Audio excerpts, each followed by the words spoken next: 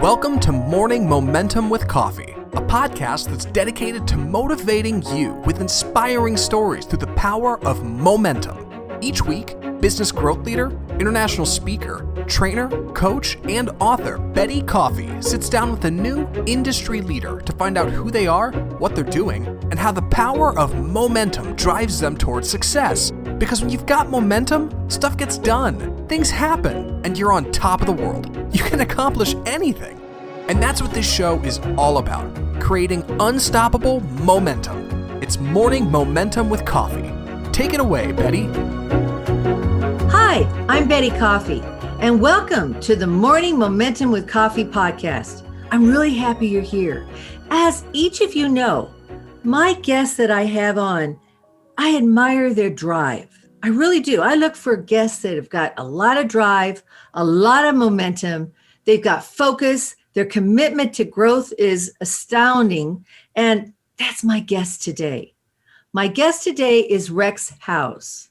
Rex is the author of 6 different leadership books, and he has 7 different leadership development programs throughout the United States.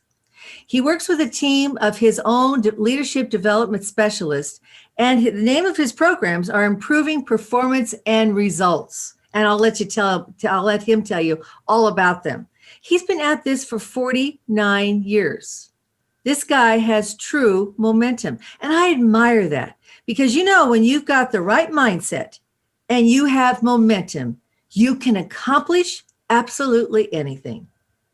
Rex has personally coached hundreds of professional service providers in business-to-business sales and delivery techniques. He's been married for 54 years. He's a pro at that too. 54 years, I can't imagine. He's got 2 grown children and I believe 2 wonderful teenage granddaughters. When he's not spending time with his business, he's with his family, he's reading books, and he is an avid tennis player.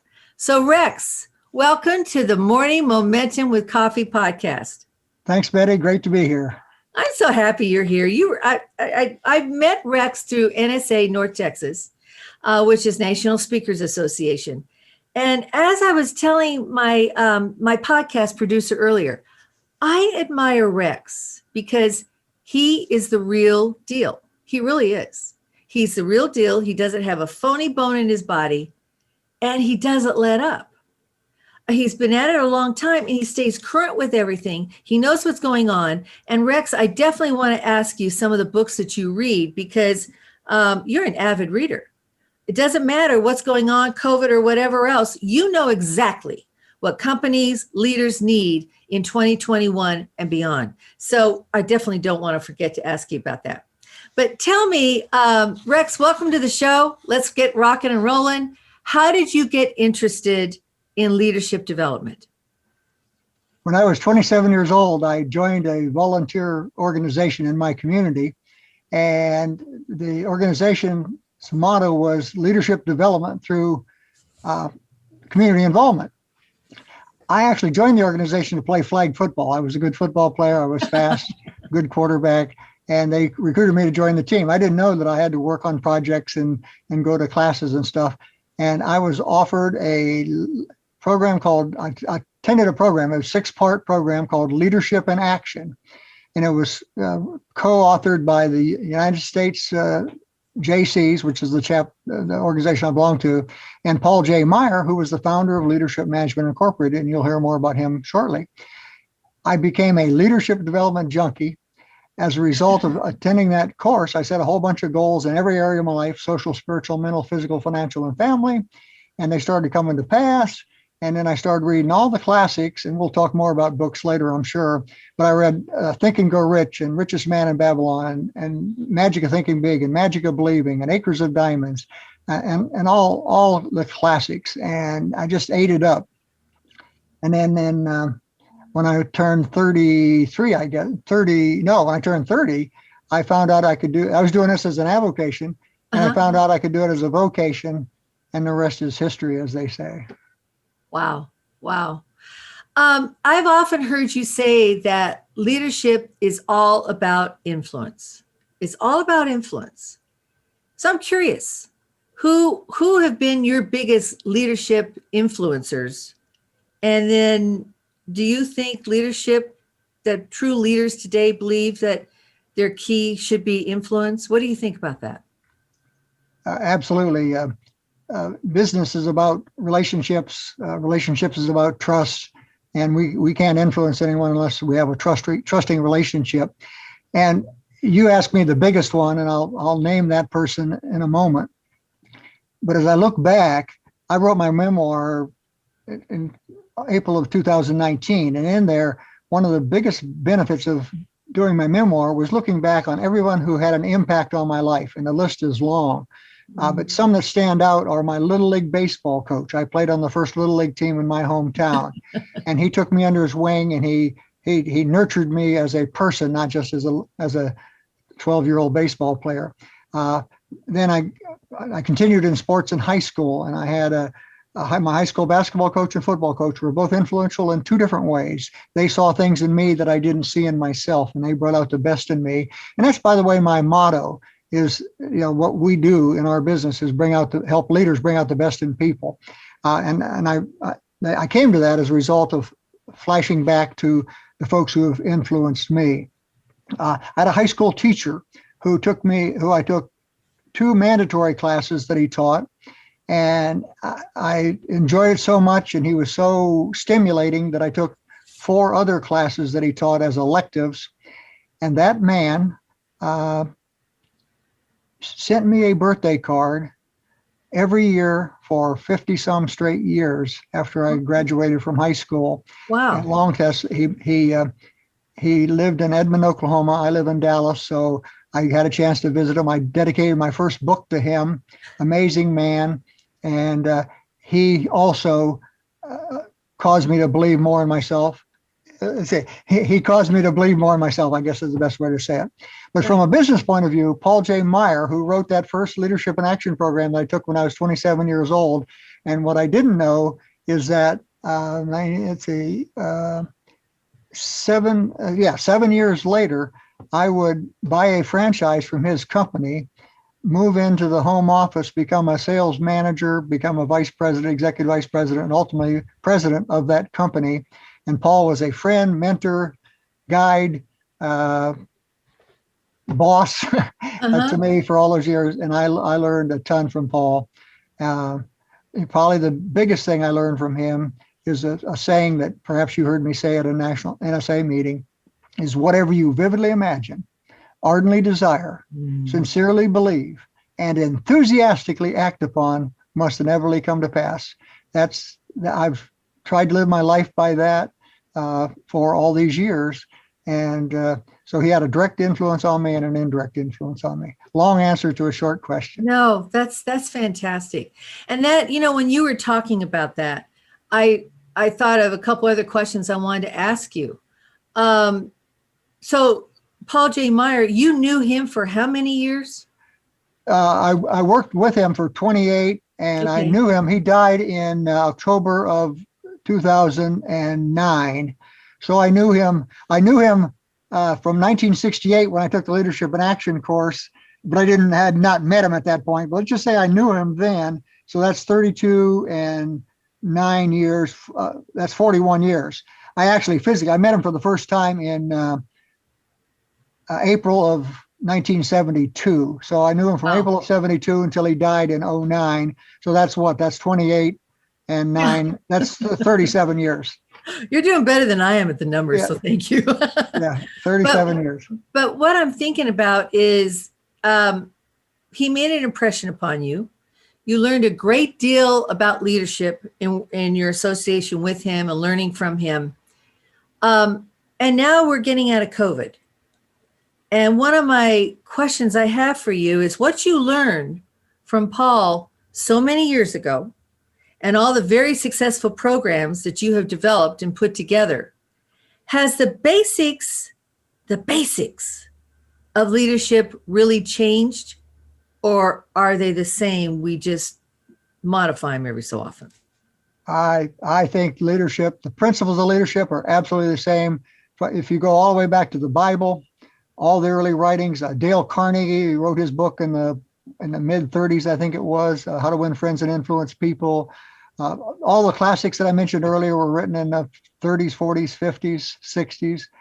There's new techniques in my area. Probably the biggest change, the two biggest changes in the business place, in my opinion, is number one is email, number two is social media, and all the things that we can do instantly now.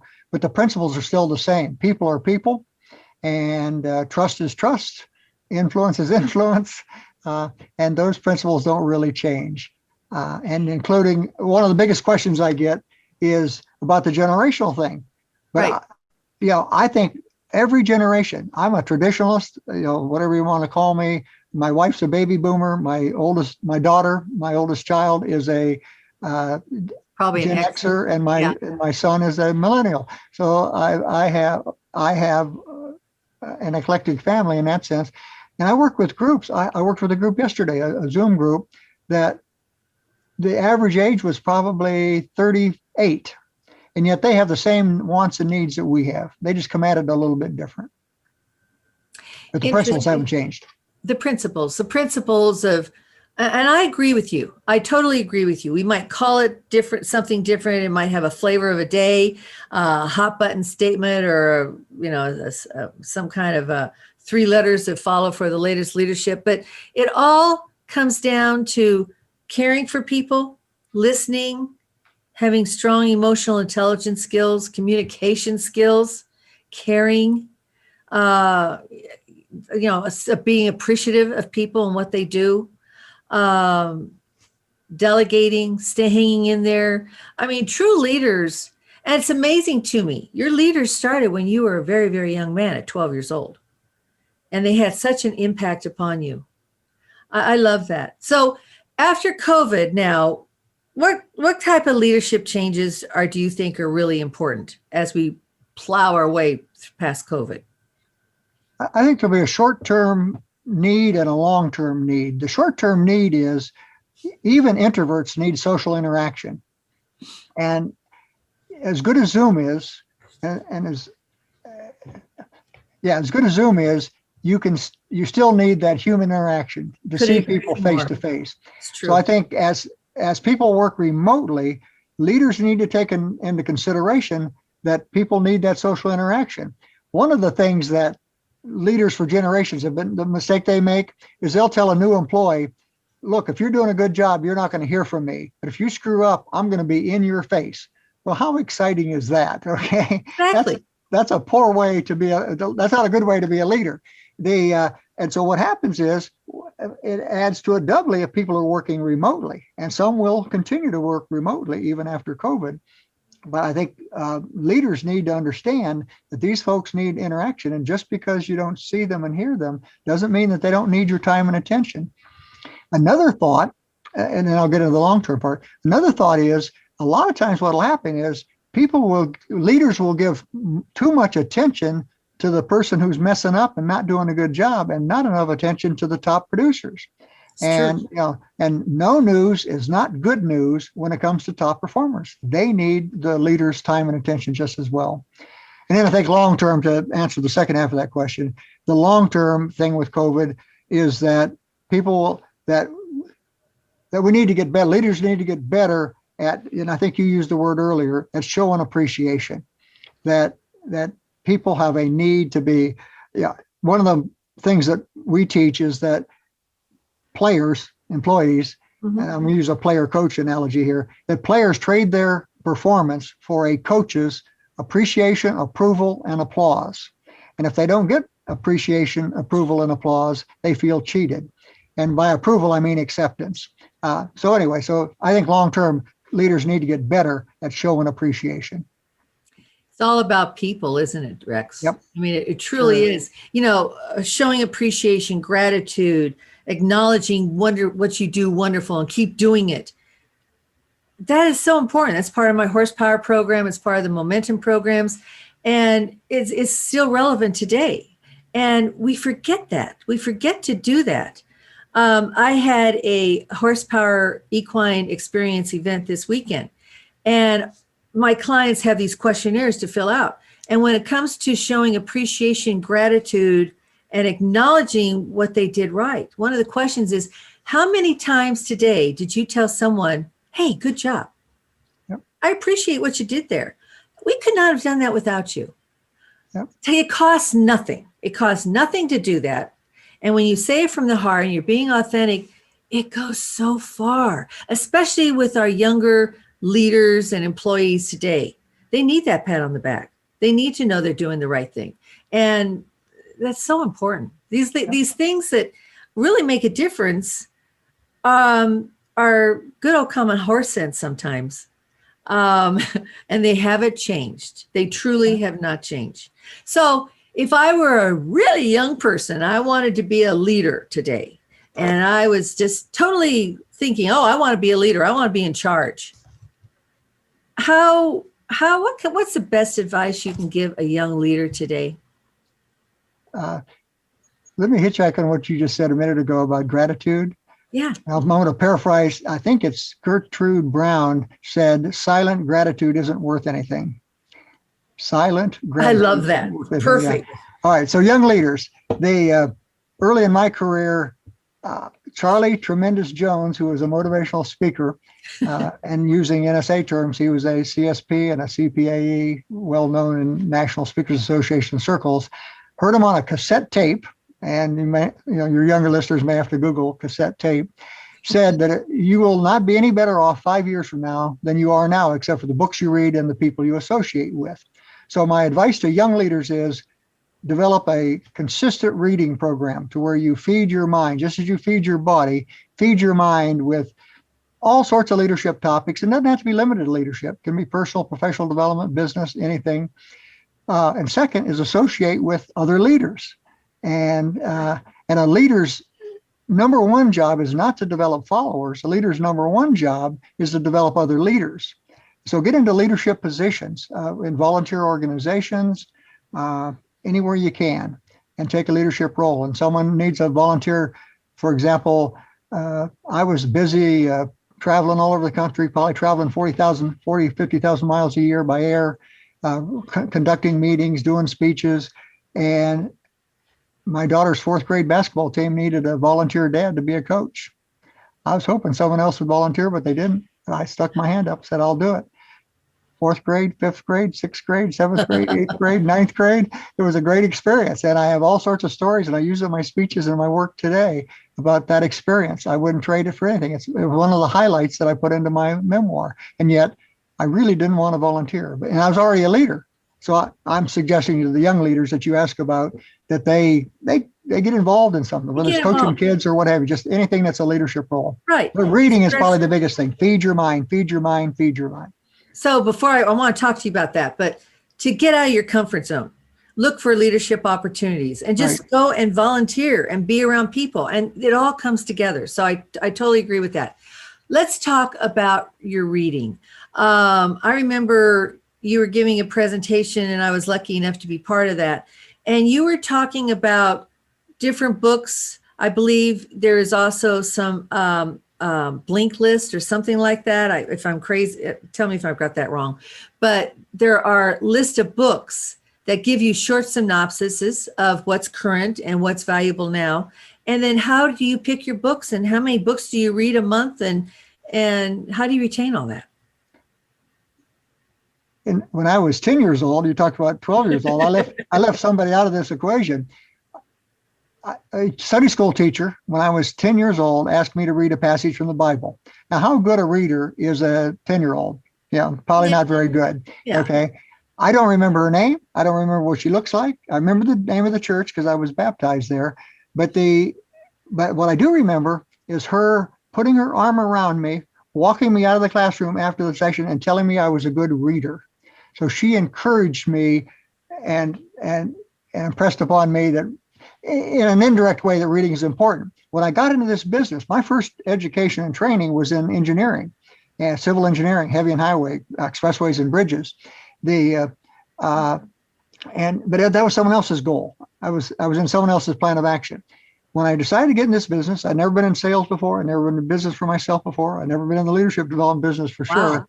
And so I set a goal in April of 1972 to read a book a week. on personal business development. And I already named some of those books, some of the classics.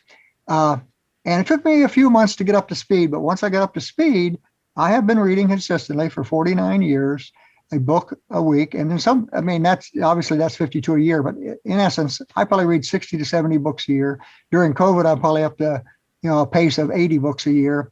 And here's just a little tip for your viewers is what I discovered is if I would read 10 minutes every day, 6 days a week, and read an hour on the weekends, that's 6 times 10 is an hour, 60 minutes during the week, and then an hour on the weekends, that's 2 hours a week. That's 100 hours a year.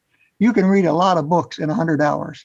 And what would I have been doing in that other 10 minutes if I wasn't reading a book? Okay. Probably something stupid, worthless. Perhaps something stupid, yeah. All right. And so, okay. And then now we have, back in the day, you needed to go to the bookstore, or a library to get a book. Now you can order online. Amazon Prime. Oh yeah. I get something almost every day from them. And I actually have a stack of books. I'm way behind, and I'm reading at a bigger pace, but I'm buying at a bigger pace as well. But I also Blinkist is what you said earlier. It's a little 15-minute summary of the books, and I have a great list of books. Audible. Now Blinkist has the written version, so you can read it online, or the Audible.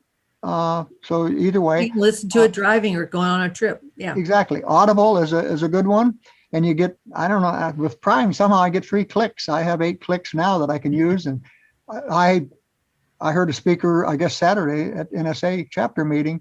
I clicked on it, Audible. I had it within a couple of minutes, and it's amazing. And then you have there's another one called Short something.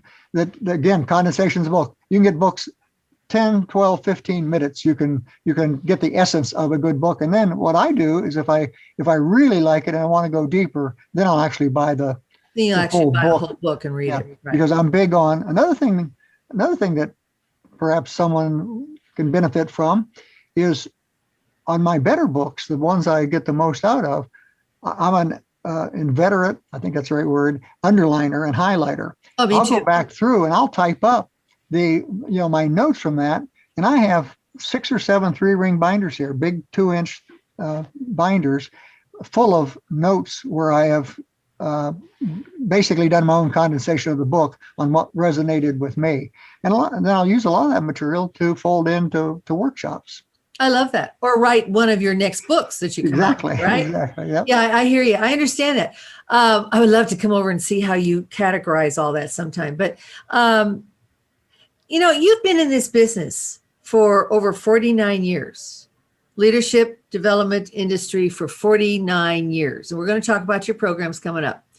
But I'm sitting here listening to you, and I admire so much the momentum that it's taken and how you generated your own momentum for 49 years to stay at the top, at the absolute pinnacle, cutting edge top of what you do. How do you generate your own internal momentum?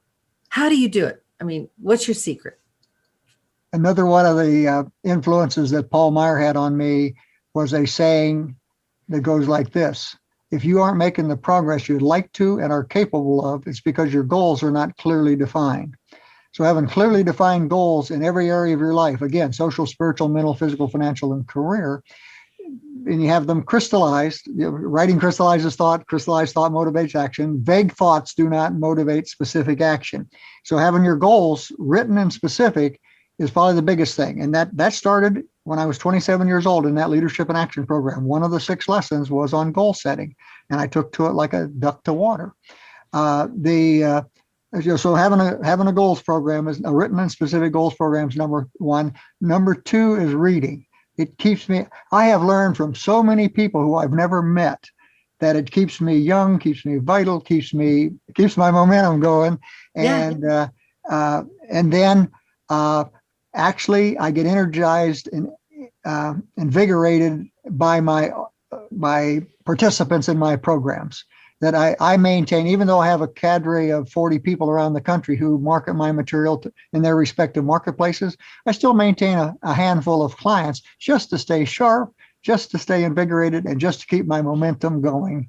Yeah. I love that. And in my getting golden together with years. people, What's that? masterminding with people that you know or Right. that you don't know, and getting new ideas and staying. One of the biggest things I find is I really coach people on staying open to different possibilities, and then having the guts to get out there, get out of your comfort zone and try some of this. And you feel so good. And that's how you Right. grow. But you never give up. You never give up. You continually meet people. And has that slowed down at all because of COVID with you? Or have you gotten around that and you still keep those contacts going? I keep the context. Again, business is about relationship, and actually life is about relationships. And the better your relationships, the better your life.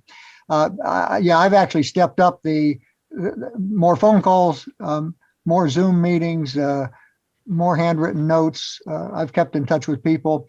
I haven't had the social interaction. I've respected the social distancing, or the physical distancing. I think it's probably a better term.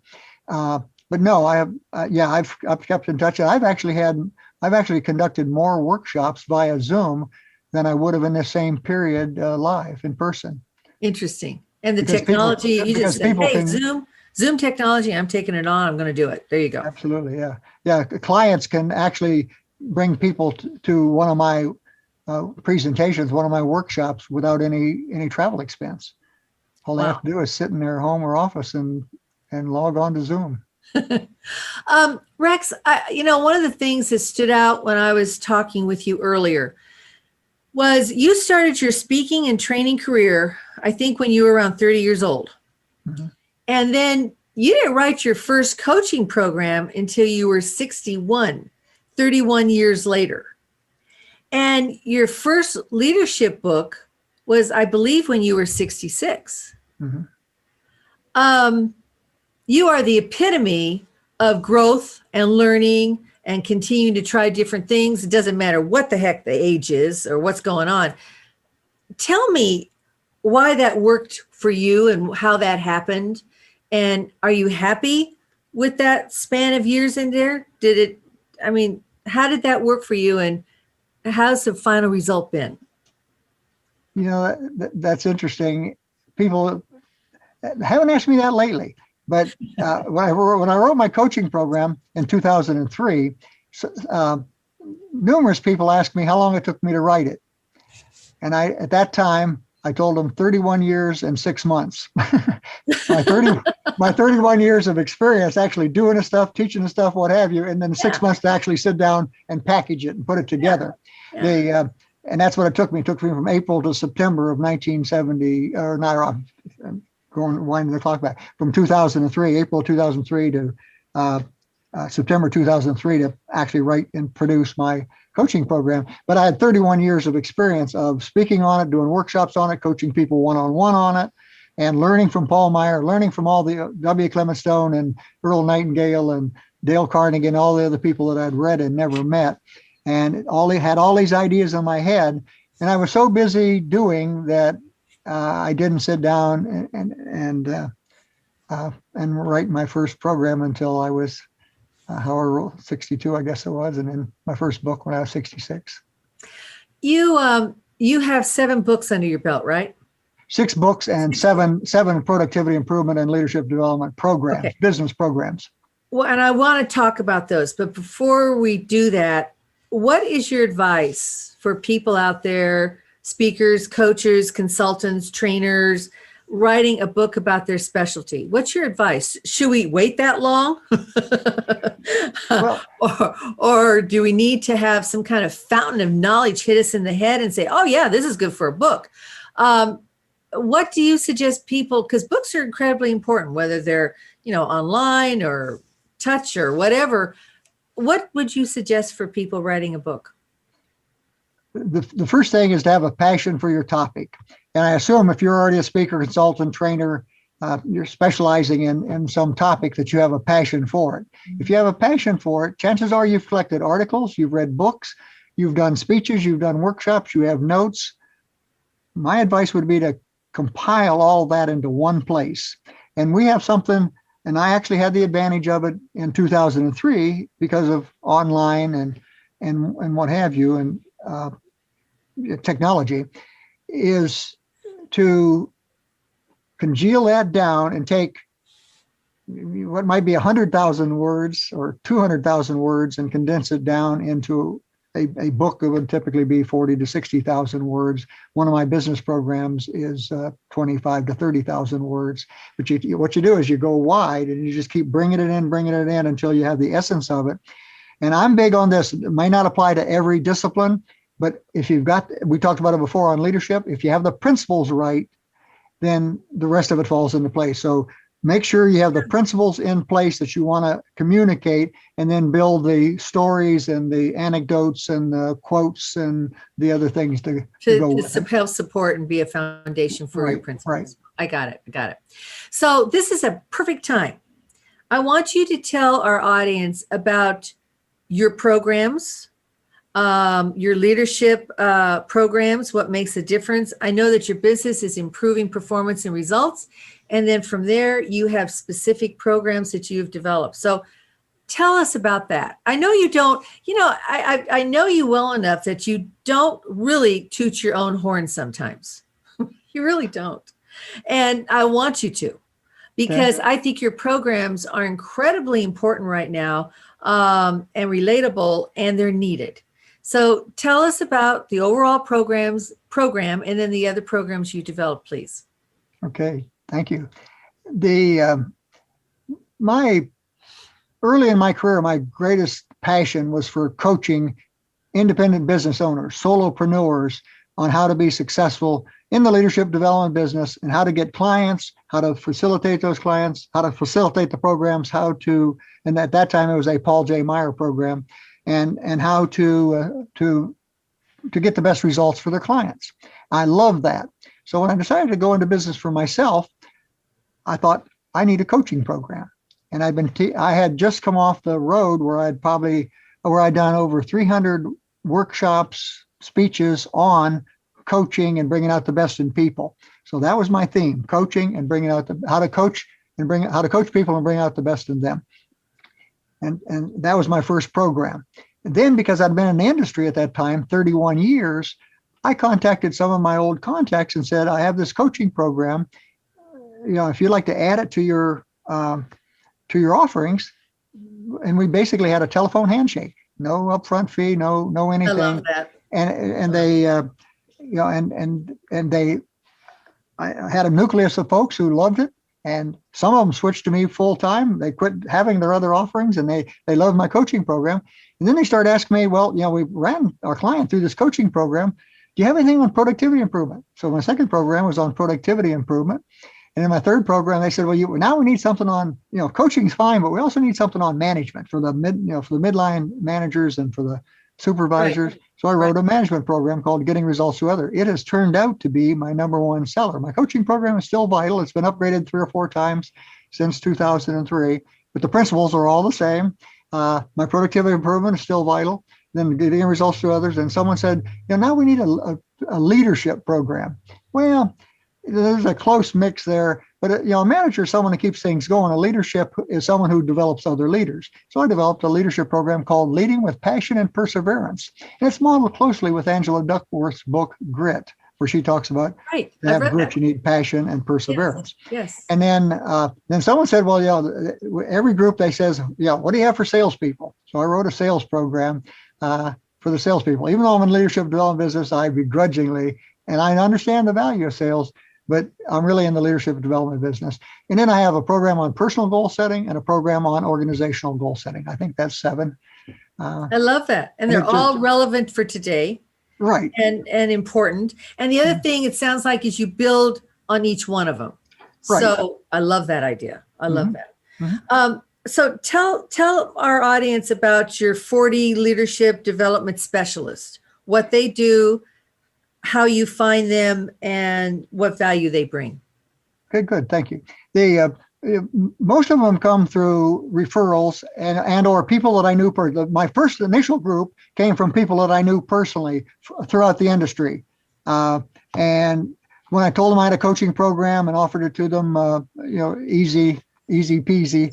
They jumped on it. And then some of them gave me referrals. One, someone I worked with many, many years ago, his son was let go from Enterprise Car Rental.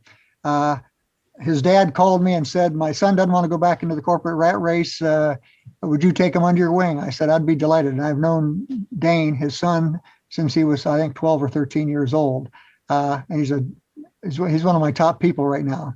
And he's in San Antonio.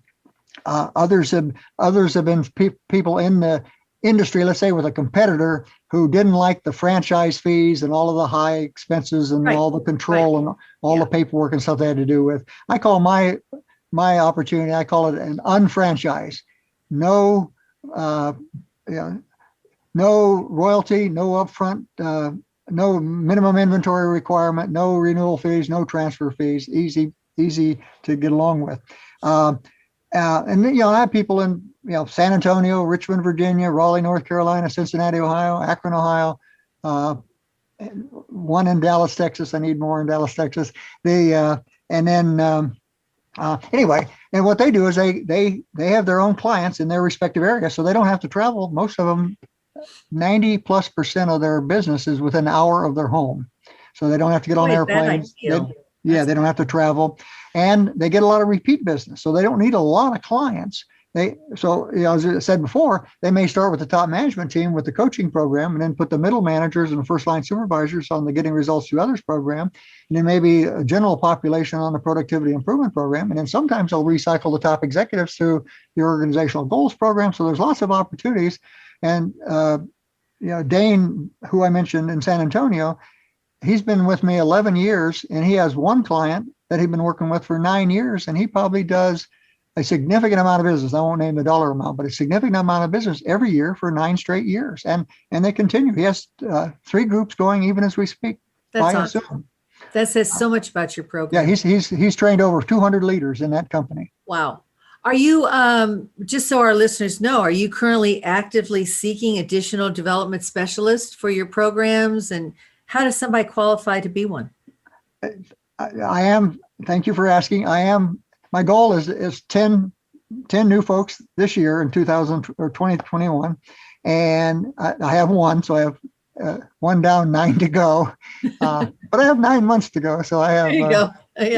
Or 8.5 months, and so I have 1 a month. What I need, the number one thing I need is a can-do attitude. Yes. If you got the right attitude, if you're enthusiastic about life, if you want to help people grow and develop and use more of their potential, I can teach you how to sell our products. I can teach you how to facilitate our products. So a can-do attitude is number one. It helps to have a little business experience, either as a speaker, as a trainer, as a facilitator, or as a business executive, to where you have some profit and loss responsibility, to where you have people responsibility, and you understand what the challenges that businesses have. Age is not an issue. I started when I was 30. Dane, my in San Antonio, started when he was, I think, 38. But most of my folks right now are in their 40s and 50s. But they've got that attitude, as you Attitude's said, number one. can-do attitude, that they are, as you mentioned earlier, they're passionate about what they do. They love what they do, and their audience see that, and it becomes infectious, and that leads to success and nurturing that passion that everybody has. I love that idea. I love it. Rex, honestly, what's it like to work with you? So as people that want to reach out to you and talk to you more about this, what's it like to work with Rex Houze? The number one feedback that my current leadership development specialists give me is that I'm responsive. They have a question on how to do any aspect of the business. They call me, they email, they text me. I get back to them. If I can't get back to them right away, I let them know when I can get back to them, or guide them to a resource to where they can get the answer. So responsive is probably number one. And then part of the responsive is personally responsive. Number two is my commitment is to ship material. I have packaged programs that they use to get results for their clients. And my commitment is same day or next day shipping. and I've only missed it once in 18 years. And when I missed it that once, I actually shipped it 2 days so that they would still get it in the same time they would have needed it. So they have a kickoff meeting to where they deliver the material, and I don't want them to be embarrassed. And so you order it in the morning, I'll get it out the same day. Even sometimes early afternoon, I'll get it out the same day and no later than the next day. So people can depend on me. Dependability is probably the number 2 thing. And then knowledgeable. You asked me, you told me it was okay to toot my own horn. But yes. I mean, I've read over 2,500 books on personal, professional, leadership development, business development, what have you. Now, I don't remember everything I've read, but I've remembered a lot of it. I don't believe that. You can spill out numbers and names and titles and authors just like that. So I believe that you remember everything. So is that enough tooting? No, but I do have another question for you. And you've accomplished so much, and you never stop. I'm just kind of curious. What do you want to accomplish the next 30 years? I mean, next 30 years? Yeah, because I know you, and I know that you've set goals and aspirations and deadlines and in all what did you say the top areas of your life were again? Social, spiritual, mental, physical, financial, family, and career. Okay. And I'm positive today in 2021, you already have future goals set. What do you want to accomplish? I don't think you're going to let down at all. So what do you want to accomplish? One of the things we teach is to have dream goals, realistic goals, and minimum goals. And the realistic goal is take it to the bank. You make a commitment to that, and you do whatever it takes to make the realistic goal. If things completely fall apart, and all sorts of external conditions get in, you want to at least make the minimum goal. Then you have a dream goal. And the dream goal is if everything comes out perfect.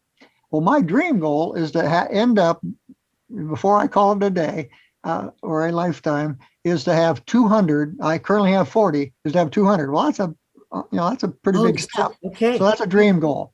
My realistic goal, I think I can do it in the next 10 years, is to have at least 100. So I need to have 60 new people, 10 of them this year. Okay. 10 the following year, 10 the following year, 10 the following year. Now, I may need to get some help to do that. But as long as I'm still mentally alert and physically capable, I'm going to do it myself because I love it. I love it. And I have no doubt that you're going to make that goal. I don't doubt that at all because you do that. Yeah. I love your attitude. It's phenomenal. So what closing thoughts, just on your questions, we're still going to talk a little bit, but what are your closing thoughts for our listeners? What are your closing thoughts? What do you want to send to them as what they should be doing in the future? This applies to anybody that whether they're a formal leader, you don't need a title to be a leader, but whether they're a formal leader or an informal leader. Personally and professionally, yeah. Personally and professionally. 3 things. Number 1 is to guard your self-talk. How do you talk to yourself? Our subconscious mind doesn't know the difference between fact and fantasy. And if we tell our subconscious mind, I'm clumsy, I'm not organized, I can't sell, I'm not good with technology, I'm poor at math, I'm poor at spelling, our subconscious mind believes that. But it also believes I'm good at math, I'm good at spelling, I'm good with the technology. And if you're not, you need to learn. So one of my mottos is if you know, do. If you don't know, learn. Okay, so number 1 is guard your self-talk because people, garbage in, garbage out. People throw junk into their head. And then they believe. And number 2 is guard your talk, what you say out loud to other people, because it influences your relationships and what have you. So be positive, be affirming, be uplifting, be encouraging, and help people be right. Too many people are, and today with social media and all the attacks and the cowards who hide behind their computer, who attack people, and the cancel culture and all that is, that's not building anyone up. That's tearing people down. And we need to build people up. And when you do that, people want to be attracted to you. You become a magnet and you draw people to you. And the third thing is guard your choices.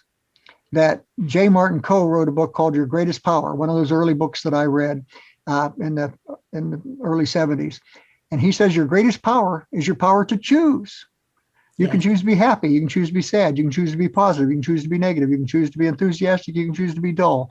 You can choose to be grateful. You can choose to be ungrateful. You can choose to be, et cetera, et cetera. So we have a choice. So the power of choice. So you need to guard your choices carefully. I tell this to kids because two kids, grow up in the same environment, same DNA, same everything, and that they make different choices and go down different paths. So anyway, guard your self-talk, guard your talk, and guard your choices. I love your self-talk. There is a poster downstairs in one of my rooms. It's really my bathroom, which I look at every day, but it's and it's on the wall, and it says, "Watch your thoughts; they become your words. Watch your words; they become your actions. Watch your actions; they become your habits, and watch your habits." They become your character, and watch your character because it becomes your destiny. Absolutely. Yep. And that ties right into what you're saying. You bet. That's great. I love that. Yep. Okay, Rex, you've just been phenomenal. I'm so uplifted. I'm inspired. I'm pumped up. And I'm sure our audience is also. Zach is going to run your contact information for those of you that are watching our podcast with Rex, but also Rex, tell people how they can get in contact with you, your contact information, so they can reach out to you and touch base. My cell phone is 972-998-4880. I do respond to direct calls. I answer my own phone. You do? And I do respond to texts. You can also reach me through my email, which is r.houze, Houze, at improve-results.com. On my email address, or on my email, if I send you an email, I have a Calendly scheduler, which you can reach out to me on that.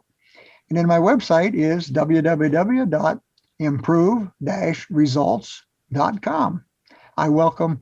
And if you're really old school, you can send me a letter. No, I won't put my address. Telegram. Okay. Yeah, that's it. Pony Express. Yeah, there you go. I always learn from you, whether I attend a workshop, a seminar, you're speaking at something I'm attending. I always learn so much from you. And I really, truly admire what you have done in the past, what you're doing now. And I can't wait to see what you're going to accomplish in the future, because you've got that momentum, Rex. Thank you. Thank you for being our guest. Thank you, Betty. Appreciate it.